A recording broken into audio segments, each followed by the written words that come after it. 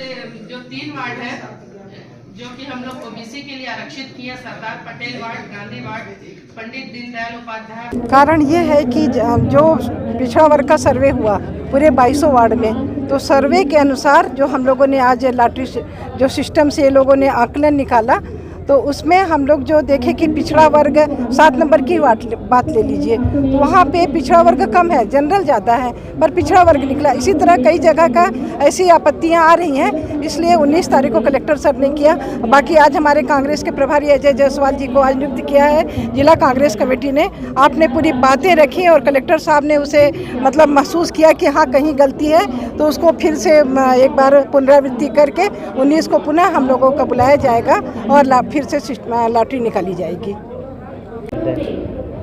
आरक्षण की प्रक्रिया में लिपि त्रुटि और आपत्ति दर्ज कराई गई पार्षद साथियों के द्वारा।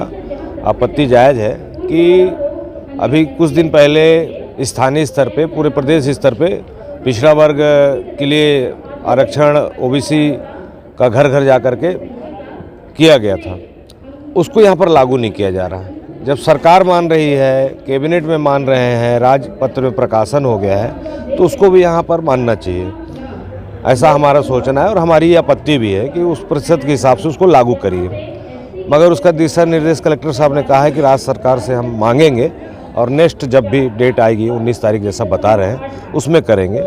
तो 19 तारीख को फिर आरक्षण फिलहाल अभी स्थगित कर दी गई।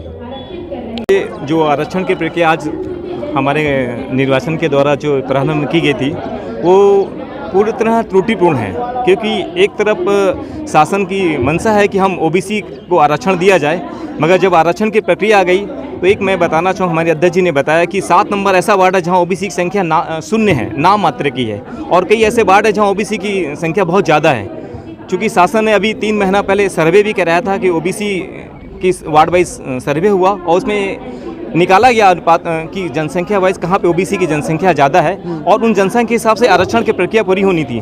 मगर हमारे यहाँ निर्वाचन के दौरान जो प्रक्रिया बनाई जा रही थी उस आरक्षण का कहीं से ही पालन नहीं किया जा रहा था और मनमानी तरीके से उसको पालन किया गया और अपने से जैसे 7 नंबर आपको मैं बताया कि ओबीसी को आरक्षण तय कर दिया, जबकि वहाँ ओबीसी कहीं भी नहीं है। ये मतलब मन मर्जी जैसा चाहा वैसा कर लिया और निर्वाचन जैसी प्रक्रिया जो पूर्णतः एक कसावट रहती है वो कहीं भी नहीं दिखी। मन चाहा बनाया, मन चाहा बंद कर दिए, परोस दिया। आप स्वीकार करिए, चूँकि हमारे सभी कांग्रेस जन यहाँ पे उपस्थित है, अध्यक्ष जी, हमारे उपाध्यक्ष जी, सभी कांग्रेस जन, सभी को कलेक्टर साहब से हमने निवेदन किया है ना, सभी के जनप्रतिनिधि के माध्यम से कि ओबीसी का आरक्षण को महत्व नहीं दिया जा रहा। हमें चूँकि शासन की मंशा है कि ओबीसी को आरक्षण का महत्व दिया जाए। अब 19 को जो प्रक्रिया होनी है उसमें आप लोग शामिल होंगे? जी, 19 में कलेक्टर साहब ने बोला है कि आपकी जो बातें हैं वो तर्क संगत सही है, हम उसका पूर्णतः पालन करेंगे और आरक्षण की प्रक्रिया में उसको शामिल करेंगे। आज जो प्रक्रिया हुई क्या पूर्णतः उसको रद्द किया गया है या जो हो गए उसको? नहीं, चालू ही नहीं हो पाई, सिर्फ